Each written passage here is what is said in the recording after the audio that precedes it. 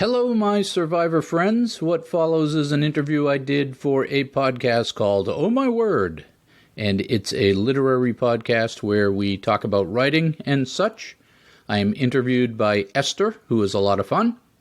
And just to remind you that if you don't want to listen to these interviews, you can leave now before the plane takes off.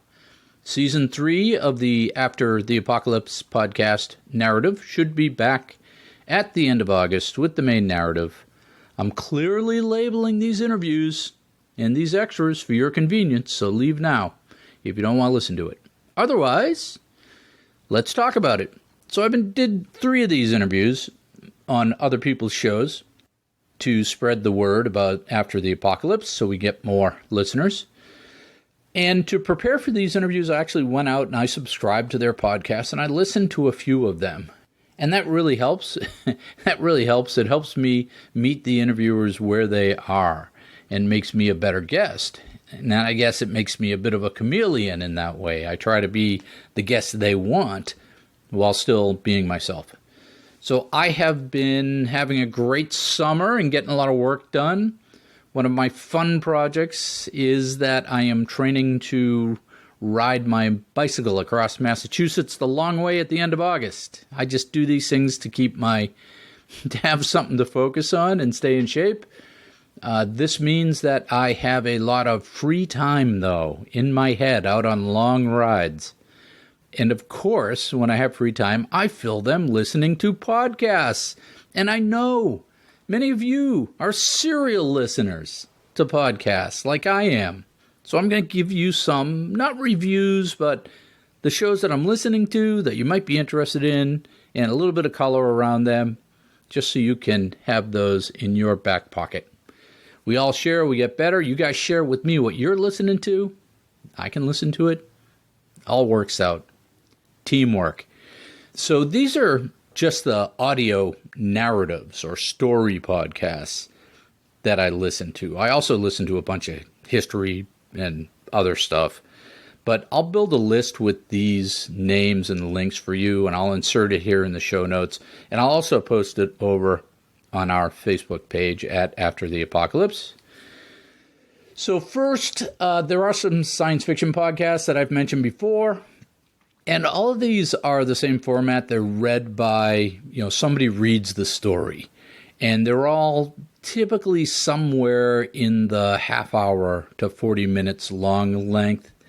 You're going to find some shorter ones. You're going to find some longer ones. The distribution is somewhere around the short story length. The first one is Asimov's science fiction I told you about before. And this is classic sci-fi type stories read by the authors from the magazine. And since the authors are doing the reading a lot of times, the audio quality and the read quality is it's all over the place, but there are some really good stories here. And there are only 38 episodes in the whole podcast, so you'll listen right through those, and the drop frequency isn't that often. So the next one is a podcast called Lightspeed Magazine, Science Fiction and Fantasy. And again, this is the same sort of thing where they're reading stories from the magazine. It's a mix of sci-fi and fantasy, so you get a lot of magic and witchcraft and dragons and stuff too in this one, which isn't my favorite, but might be yours. They are read by a team, a professional audio recording team in a studio, so the audio quality and the reads are typically pretty good. And again, there's about 38 of these as well. There's about 40 of these. But they seem to drop more frequently than the Asimovs. Now, the granddaddy in all this is a magazine called Clarkesworld Magazine. Science fiction podcast that goes with that, where they read the stories, and that's Clarks with an E. And they have the same sort of format, but they are read by an in-house reader, the same lady, and her name is Kate Baker, and she does a great job. And they seem to use, just one thing I noticed was they seem to use a lot of translated Chinese science fiction, which is interesting. But here's the deal with Clarkesworld. There are over 800 episodes, and there's some real gems in there. But that's like a 2 to 3 episode a month drop. You're going to find it hard to keep up with that one. So those ones I already told you about at some point, but here are some new ones I've found and I've listened through this summer.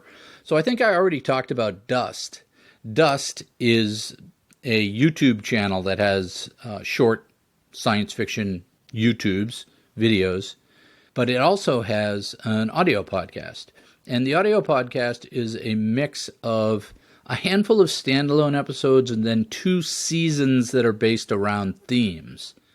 The first season, Flight 008, is an anthology where you have different writers telling stories around a premise of a flight from Tokyo to San Francisco that jumps forward in time through a time rift. And they use that as a loose vehicle to tell this anthology of stories about the passengers. And it was pretty good. Some of those are better than others. But Season 2 was really good. I just listened to Season 2, and it's called Chrysalis, which is this hard sci-fi, space sci-fi, about a vengeful human AI in a ship that takes on the aliens that destroyed Earth and wiped out humanity. And for this podcast, there's, again, only about 40 episodes, and they're pretty short, but they're fully produced as audio dramas with sound effects and character voices in this second season, so it's really good. I would recommend that. And then the next one is a podcast I was turned on to by a friend, Dave. Hey, Dave. Called Escape Pod. And it's a pretty good sci-fi podcast where they showcase stories from different authors and they're read by different voices. And there's about 300 plus episodes as of this writing. It's a grab bag, but some are pretty good. Next one is a podcast called Marigold Breach that I found. And it's a sci-fi serial about a guy waking up on a planet with an AI in his head in the middle of a conflict. And it's an audio drama with the character voices and sound effects. But unfortunately, it's only 10 episodes long. So it won't keep you busy very long. Marigold Breach. The next one is a kind of interesting crime drama set in future Tokyo where China has invaded and the city and the country is partitioned. And it's called Ninth Step Murders. It's an audio drama with the character voices and the sound effects, and it's a decent story, but it's clunky at the same time. It's good enough to keep my attention, and I have been listening through. I'm almost through the second season now. But they do some things that bug me, like they have this recurring sound effect of the same 1990s phone ringing every time they're in the station, and it just is making me crazy. And it's also supposed to be in Japan. And they do a good job pronouncing the Japanese place names, but nobody has the slightest Japanese accent. And maybe it's because I work for a Japanese company, but it just bugs me. So the good news is, though, is that these episodes for this, Ninth Step Murders, is each one's over an hour long. The bad news is maybe they have a lot of commercials in there as well. So finally, I'll give you one more, and this is called Bedtime Stories for Insomniacs. I just met this guy on Twitter. He does this podcast. I've only listened to one so far, but the storytelling and the read are pretty good so far, so I'll let you make your own decision. So that's how I've been whiling away my time as I'm out on my bicycle this summer. And I figured I'd share because I know many of you are looking for stuff to listen to. As for our show, After the Apocalypse, we're on track to start Season 3 in a few weeks. I've started working on the episode flow and hope to get a head start on writing in the next few weeks. I'm also working my way through the Season 1 manuscript with the beta readers, and we'll be working on fleshing that out for a book this year if I can swing it. And what else? I have finished writing the second episode of the Alien Noir series. It's in editing, and I hope to have Mike read that for us, and we'll publish that next week with any luck. I have this problem, which is you may be familiar with. It's having too many projects going at the same time. But the fastest way to solve that is to push through. So I'll keep pushing. And you, my survivor friends, enjoy your summers. Keep your heads down. Keep surviving. And enjoy the interview with Esther on the Oh My Word podcast, which is coming up after the break.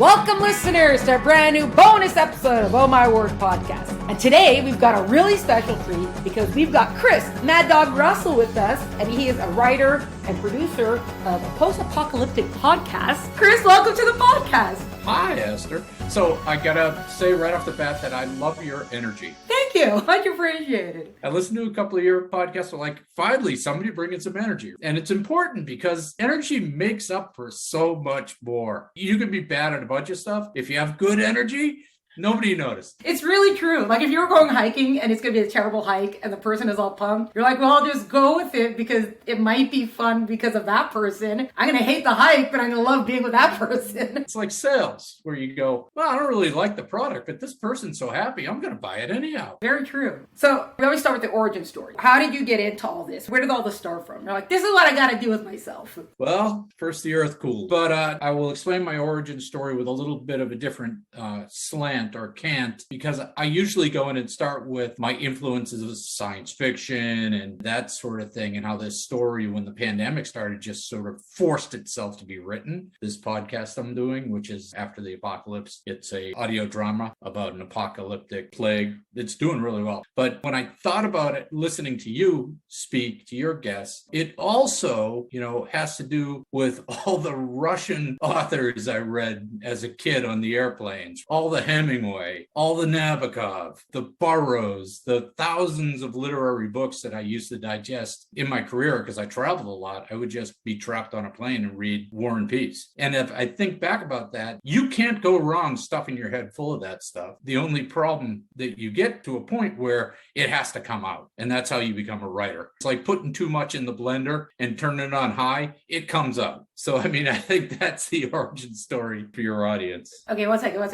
This is not part of the plan, but you mentioned War and Peace, and I'm glad you did, because I tried very hard with that book. It took me maybe 2 years to read it, and then when I was done, all I could think was, am I missing something? Because this book, everybody's afraid to say when they don't get a classic. I understood the classic, but I didn't understand the classic part of the classic. As in, why do people read this? And I have a friend who was like, my second time around. I'm like, what do you mean you're second? I only did once. I barely did once. And I think you're right. I think that book, in terms of that genre, that group of writers, I love those Russian writers from that time period because they're so literary, but so morose at the same time. It's just sort of a beautiful feeling to it. But I think you're right. I think War and Peace was more of the Stephen King version of a Russian novel. It was the popular version. But if you dig deeper into some like Chekhov and Dostoevsky and those sort of things, they get pretty dark. And I'll tell you, it's work to read that stuff. It's work to read Nabokov. Lolita is a beautiful book. These are all beautiful books, and the prose is wonderful, and the vocabulary is wonderful, especially when you consider they're written in Russian. And I don't read Russian, I'm reading them in English. They're just beautiful books. So I agree with you. War and Peace was a little heavy on the narrative, and you can quote me on that. The Stephen King book of that genre. I had the same argument with people on my podcast about Stephen King because they were like, oh, you're doing The Apocalypse. You must love The Stand by Stephen King. I'm like, yeah, not so much. It kind of was like just a really, really long novel for me. Well, anyways, you said that you have this blender, everything's in you, you're shoving your brain with all this stuff, so it's just got to come out. But why does it specifically come out like this in a podcast? Actually, the way you're describing it, it's kind of like old radio theater. It's kind of what it is. It's just people don't do that on the radio anymore, so you're doing that on a podcast now. Yeah, because I know podcasting. I've been podcasting since 2007. I've had a running podcast, and I've been one way or another writing all my life. I used to write for a running magazine. So I've always been pumping out, in the old days, we call them blog posts, those 1,500 words of what you're thinking about at breakfast every day, right?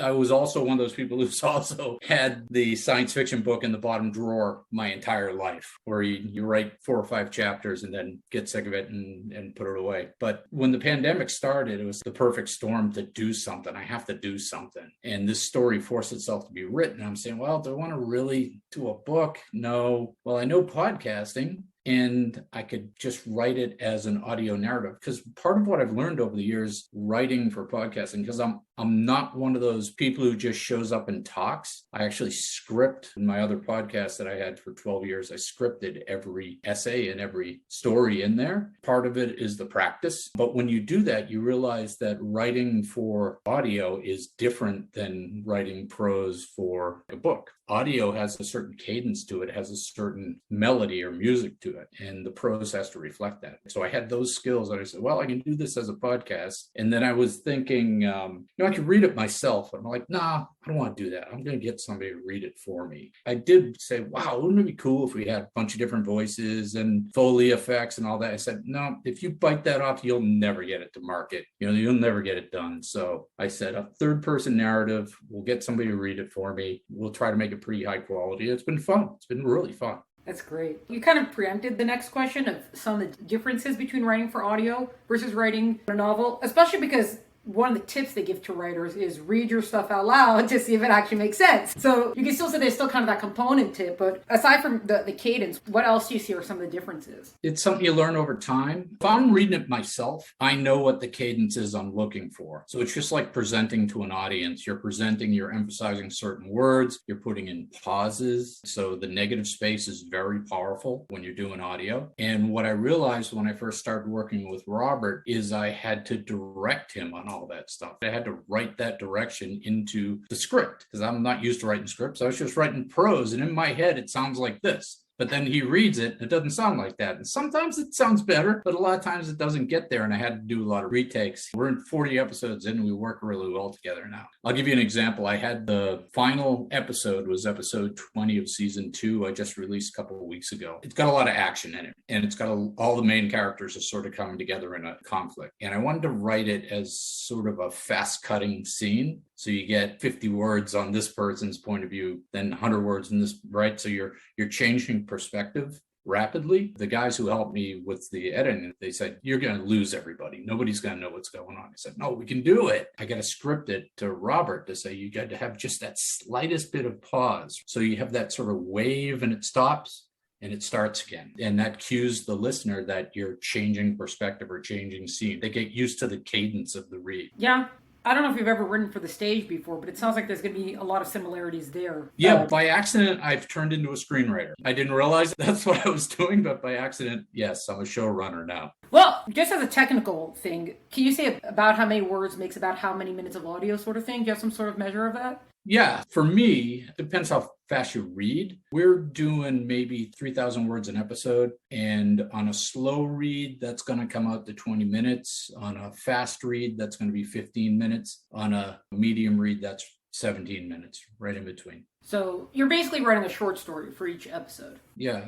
I've actually made the leap from like 1,500 words to 3,000 words. And that doesn't sound like a lot, but it is when you're trying to put together a narrative. And of course, it drops into scenes. So you have maybe 3 scenes in a 3,000 word episode. If you get more than that, then it gets a little tricky. Okay. Or you could have 2 scenes. It depends on, how much internal dialogue, how much exposition. So you sort of have to write it and see how it feels, and then either go back in and kill some stuff or add stuff. And usually it's adding stuff. So I'll target 1,500, 2,000, 2,500, somewhere in there, and then go into the editing process knowing that it's going to get up to 3,000 or over. Right. And then when you started this, you were just thinking, we'll just do a season and see how it goes, or you actually had some sort of long-term vision for it? So my long-term vision is and always has been to do 5 seasons, because I don't think 1 season's enough to really tell a story, 20 episodes. And the reason I did this is because it's a book. So 20 episodes at 3,000 words is 60,000 words. You're within spitting distance of a novel. So that was always my intent, was to have these as a 5 series. Because if you're going to be an indie author, you need quantity as well as quality. So at some point I'll release these. I actually have the manuscript from the first season out with beta readers right now to see if I can turn that into a book. Each season would be the equivalent of a book? Or you want to do one massive... Oh, so you did write the book, you just did it in a different way. Here's my pro tip for you and your audience is you're staring at a book and it's like, oh my God, 60,000 words. But if you sit down every other week and write 3,000 words, you will have a book. That's true. Did you have any thought, or now actually sitting down to put the first season together as a book, are you adding anything to it? Are you changing anything to it? Or do you feel like it's got to be faithful to what this season was? That's why I want the beta readers, because I'm too close to it. And being from Boston, it's really hard for me to say beta reader. So I think that it probably should be 100,000 words, and it's 60,000 words. So that's what I want back from my beta readers is, okay, what didn't I say? What doesn't make sense? What can I write in that's going to add, not subtract? Because I hate when authors do that thing where they have a really, really good 20-page story, and then they turn it into a 400-page novel with the same content. War and Peace. No, all business books like that. They take a 10-page paper and they turn it into a 200-page business book. Are there any characters that are fan favorite characters that you could give them more space then? Yeah, absolutely. And some of those I planned and I had those characters in my head going in. And then some of them emerged in the space and became real characters, which was surprising to me, where I had never planned for them to be more than just somebody passing by in the scenery, and all of a sudden they're main characters. And I'll tell you something funny. So this genre, this science fiction, apocalypse genre, it's an interesting audience. So I have a lady who is actually going to cosplay one of my characters in a couple of weeks at a convention. Winner! But how about that? That is great! She's like, what does this character look like? I'm like, I don't know. Throw on some camouflage.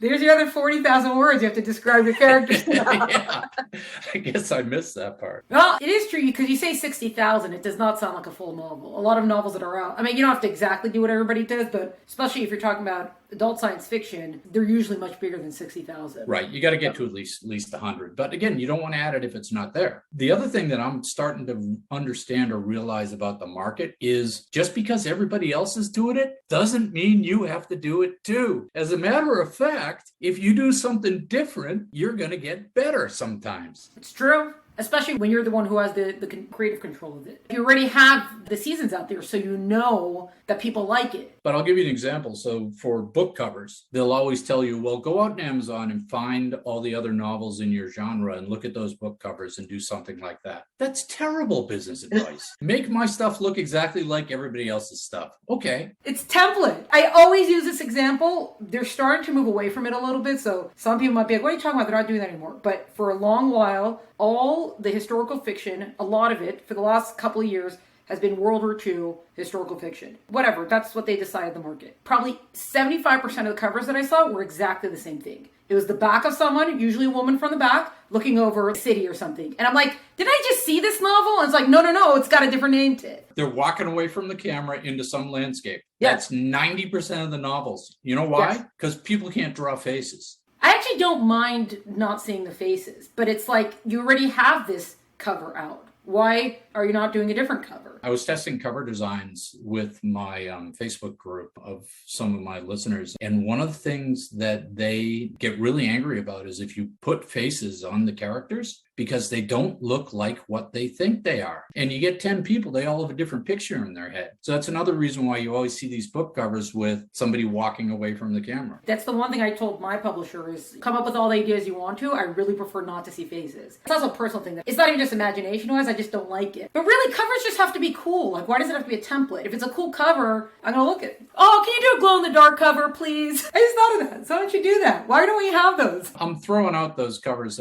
designs that I did originally with that exact template on it. And I'm going to do something specific to what we're doing, something more graphical, which I think will draw the eye. You're looking on, I don't know, let's say Amazon, you get 5 covers that are exactly the same and one that's different. Win.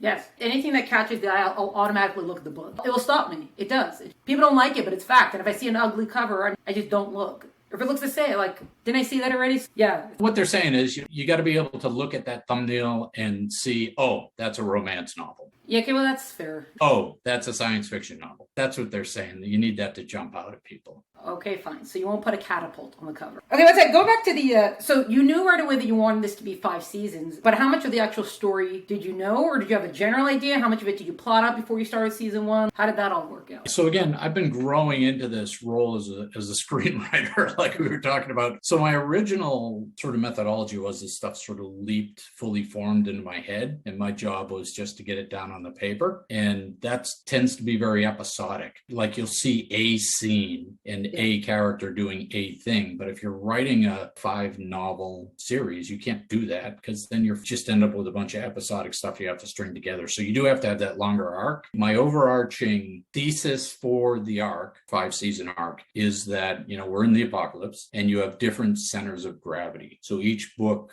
addresses a new center of gravity. Think of center of gravity as an organization or a group of people or something like that. And the interesting part of that is all of them have different ideas on what should be done and what the future looks like. So you have this built-in conflict between those centers of gravity. So over the 5 novels, I'm building out different groups. And then my ill-defined resolution is to have all those groups come together for the resolution at the end, like the Battle of the 5 Armies, Lord of the Rings, Tolkien. One thing that actually I just want to comment on is that you said something about how you have certain characters that ended up becoming more kind of than you thought they were. You see that sometimes with TV series. You'll have the pilot and it seems that they're going to focus on certain things. By the time that season's over, you realize that they drop certain characters.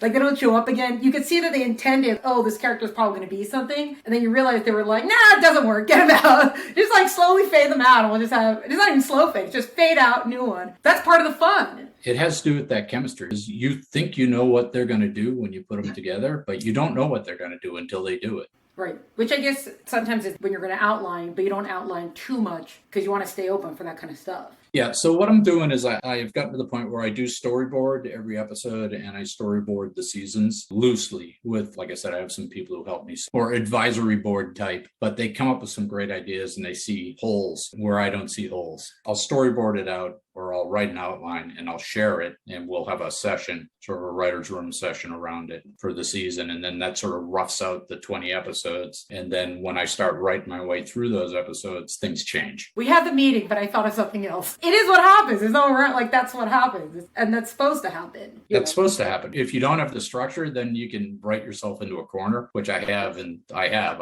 ripped myself into a corner going, oh my God, I don't know how I'm going to get out of this. But then I'll be out. Either one of the people, one of my readers will go, this is how that resolves, or give me some ideas, or I'll be out walking the dog and go, aha, I got it. Go back a second. You said that your readers will sometimes come up with things. So is that they send you stuff in or you see them kind of discussing with each other? I meant my sort of advisory board readers. So I have 3 guys who are friends of mine who volunteered to look at my outlines, give me feedback. That's nice of them. They're good friends. Very helpful. Yeah.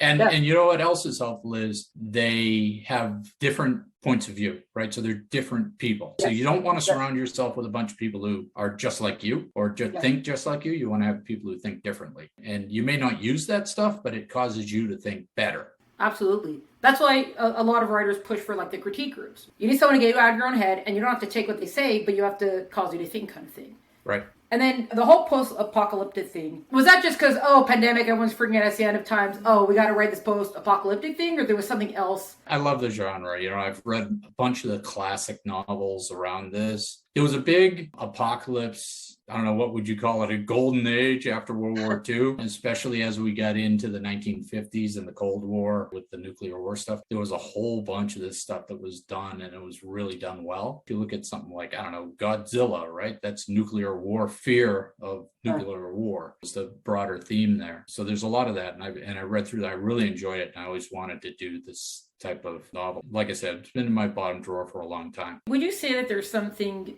about science fiction that automatically has like a post-apocalyptic kind of dystopian something to it? Because most of the time people have moved off planet, either because like, we're exploring, but we don't usually care about Earth anymore at that point. As far as the story, it's not like Earth is still beautiful, but we also have another planet. It's like, we ditched Earth, new planet. Yeah, and like you were talking to your the professor there about, right? That gives people a white space or a free space to do whatever they want. Yeah, Colby Granville. It's like a cartoon and frees you from the constraints of physics, so to speak, and you can do whatever you want. You can test themes that may or may not be acceptable to test in real life. And you see that in classic science fiction, and even the classic science, the golden age of science fiction, which is like the 50s and the 60s with like Asimov and Heinlein and those guys. They didn't think they were writing science fiction. They thought they were writing speculative fiction. They thought they were the leaders in how the future is going to look. So they were taking credit for the nuclear bomb when it came out because they had been writing science fiction about that in the 30s. They saw themselves more as like smarter than everybody else, is one way to put it. That's how we ended up with a lot of crazy stuff that I won't go into. Okay, so let's take it. Were they saying that because they actually thought we were going to move off planet and that sort of stuff? They were saying that because X, Y, and Z happens. These are the kind of, governments that will grow out of it. This is the kind of behaviors that will grow out of it. Yeah, I mean, if you read the Asimov stuff in particular, right, where you're looking at the Foundation series, he does a bunch of that world building where he goes, what if you had a planet with only 30 people living on the whole planet? How would that impact the cultural makeup of that society? What if you had a planet where they had paved over everything and then came back and started tearing it up and planting crops? Again, it's off planet, but they're still testing different futures, different conditions and different futures. So they're playing with that. And I always found that pretty interesting, that sort of world building. I mean, a lot of the science fiction, frankly, is just regular fiction in a different place. There's a lot of this military science fiction, which is just military fiction in space. And it's fun, but it's no different than Horatio Hornblower, or it's romance in space. It's just, I don't know, maybe it's an easy way to put some difference into those genres. Yeah. Well, it's kind of, if you call it a space opera, it's supposed to be this big epic. But why is that different from epic fantasy, kind of, which is also big epic? I guess if there's spaceships, you have to call it science fiction. And if there's magic or whatever, you call it fantasy. And I think it comes right back to what we were talking about before we started recording, right? You got to have a point. There's got to be a point. There's got to be a reason for me to care as the listener or the reader. Like, why do I care? What's the big idea? So when you're doing this as a 5-season thing, is each season kind of focusing on a different point or question or something like that? Because then is that kind of why you have 5 different centers of gravity, gives you 5 different perspectives? It's different worldviews from that sense, but also the character arcs. You take the characters from where they started before the apocalypse through to where they end up. And they can end up in some pretty horrible places. They can end up in interesting places. A lot of it is, what is the point of living? Yeah. If I just lost my entire family, why am I doing this? And so you can play with those kind of themes, and it gets really dark, and I like that. There's a lot of sort of anti-hero theme to it, which I like a lot. I don't like heroes to be heroes. I like heroes to be troubled and, loners and that sort of thing. Exactly what you just said also goes back to what you said before, where that a lot of the stories are kind of the same. It's just where it's set that kind of defines the genre of it. Because the second you said this, where you said the people are deciding about living and what's the point of living kind of if the whole family's lost. There's a young adult book that came out, I don't even know how many years ago at this point, 10, 15, I don't know how many years ago. It's about a girl, she's in a car accident, the whole family is killed, and she's the only one alive, and she's deciding, should I hang on to life or should I let go? And it's exactly that question, and that's contemporary. It's kind of supernatural, but it's not really ghosts. It's just because you're in the girl's consciousness, I guess you could say. But it's exactly that same question. Different genre, different whatever, the same question. Yeah, universal themes. Yeah. I think also, though, sometimes when people talk about universal themes, sometimes it might sound a little maybe intimidating or something like that. Like, but how do I find the theme of the universe? How do I find the question that I read? And it's like a lot of questions that you ask on your day-to-day, or sometimes when you get philosophical with yourself, those are the universal like you don't have to hunt them down. You see them all the time around you, kind of thing. You just have to know how to, like, I guess, make the connection or something. And I also, going back to your question about the apocalypse, when you have an apocalyptic setting, it gives you a chance to just have some fun with, some irony in the way people have thought they were living their life, and all of a sudden this happened. You can call out how silly a lot of the stuff we think about on a day-to-day basis is. Right. I spoke to a writer, his name is Jonathan Mayberry, and he's got a bunch of different, he writes horror, he writes thrillers, he's like whatever. He's got a young adult series, Rodham Ruin, which is a zombie apocalypse. And we were talking also about, his book is not really about zombies. It has zombies in it, but that's not what it's really about. It's about, you think these are the rules of nature, and the rules of nature change, so now what happens to you? Like, who do you become then? How do you deal with it? So the apocalypse is basically that. If the whole world goes to hell or whatever, go to God, so now who do you become at that point, right? What are your new reasons, your new focuses, your new priorities, all that sort of stuff. Yeah, and that's a great game. You could play this as a writing game in a class. Walking down the street, look around and pick somebody out of the crowd and say, what would that person's story be in the apocalypse? Sure. What would they do? Think about how creative you can be with that. Like I said, there's irony, there's horror, yeah, it's a great playground. It totally redefines people watching. Going back to like the whole, you gotta know what your point is. So that's kind of also that, I read this article about writing series. It was kind of going on a road trip. you have to know where you're going. Even if you don't have an exact itinerary, you gotta know where you're ending up. So as you're writing it, have you thought you knew where you're going, and then all of a sudden you realize, like, nah, the question I think I'm answering, that's not really what it is. There's new things I haven't thought of before once I get deeper into this world. Yeah, so I've had that come up because of the episodic nature of writing an audio story. It fits very nicely to a story form everybody knows, right? So you can have 3 episodes where the first one's sort of the exposition, then the crisis, then the resolution. So you can have these sort of waves of action that way. But I have gotten into those and found side paths that needed to be explored. And yeah, you're absolutely right. It's part of what you discover when you start writing. It's like writing a podcast, but also being part philosopher, ethicist sort of thing. Or moralist. Is that a word, moralist? Can we make it a word? Moralist, yeah, everything's a word, right? Here's the thing, you're talking about words. And I know you're going to ask me about the hate and love thing, so I don't want to waste my bullets. But a lot of the indie authors I read, they sort of dumb down their prose. Like some editors telling them you got to write to a 10th grade level. I'm like, bullshit. Sorry. Don't know if I can swear in your podcast, but I want my listeners to be smart. I want to treat them like they're smart. I want to use a word every once in a while that you got to look up if it fits the narrative and fits the audio at that point, which is the other thing. As a writer, you can read and hear the music in the prose. Yeah. But if you're writing that for audio, there actually is music in the prose. So you can play with the sounds of words. Some words sound soft, some words sound hard. And depending on what you're trying to do in that scene, you can play with the sounds of words to enhance the read. Right, yeah, that's so true. You can stick in like shocking words that sound shocking, but really aren't. Yes, exactly. Okay, I got 2 more questions that we can wrap up. One is, this is a total personal opinion, because you kind of spoke about sometimes your characters could go to dark places. Do you have some sort of, I'll only take them so far, but I don't go too dark kind of thing, or like, there's certain things I won't write about kind of thing, or it's like, well, we're exploring, so everything's fair game for exploring this kind of thing? Yeah, so you got to be careful in the way you salt in the horror, whether that's psychological horror or physical horror or whatever. And I don't like to use it as a thing in itself. I like to use it as an exclamation point at some point in that character's journey, so it's appropriate. I really shy away from spreading that. You don't want it to just be constant horror or constant depression. Typically what I'm doing with the character arc is if they're going dark, and then they pull out of it. And maybe that's because of an interaction they had or something that happened, or, there's some other stakes at that point. You want to run them. You want to have that internal dialogue of, should I keep doing this? The apocalypse is a dark place. Well, that's true too. No one's like, yay, apocalypse. That's like The Count of Monte Cristo, which is probably one of my favorite classics. And I think after everything he does, if people know the original, none of the film versions, forget it. I don't usually care about adaptations. They don't bother me so much. And it doesn't bother me, but you don't get the actual story unless you've read the original. You have this whole book, and he puts in a chapter that's like 3 pages maybe of the internal dialogue of, maybe I'm not the one who's supposed to seek judgment and vengeance sort of thing.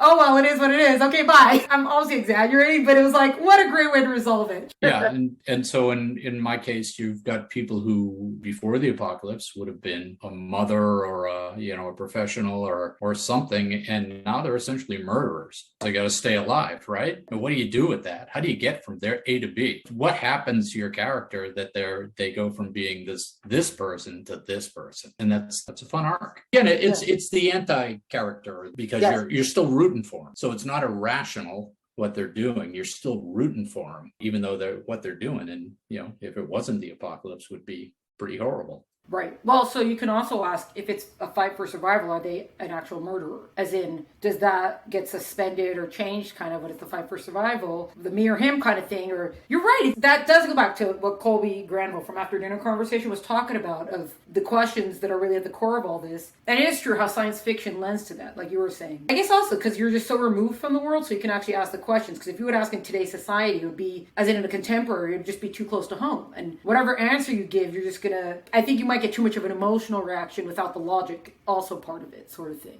Right. People would shy away before they got there. With the science fiction, you can kind of sneak them into it. Yeah. Well, okay. Oh, so you're saying it's okay if I go do this? Like, we're not talking about you right now, but in the science fiction, you're like, see, we're talking about a different world that doesn't really exist. It's fine. And then just as also sort of like a technical thing, because you said you wrote for a running magazine. So was writing kind of something you were always going to do from way back when, or it's sort of something you fell into? I always loved writing, and I was always good at it. That part of my education. I got a classic sort of liberal arts, New England prep school. Luckily, I'm blessed with having that sort of input. But when I got to college, I looked at my options and said, well, I can get this journalism degree, but I really don't like starving. So I'm going to go get a business degree and an engineering degree instead. But it was always there. I had a minor degree in English, so it was always there, and it was always nibbling at the back of my head. Very good. So just for wrapping it up, you foreshadowed it. You wrap up with I really like it when, and then filling any of them. You could use podcasts, anything storytelling relating.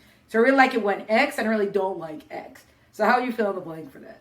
So one of the ways I ended up where I am is I really love science fiction anthologies, and they pump these out, right?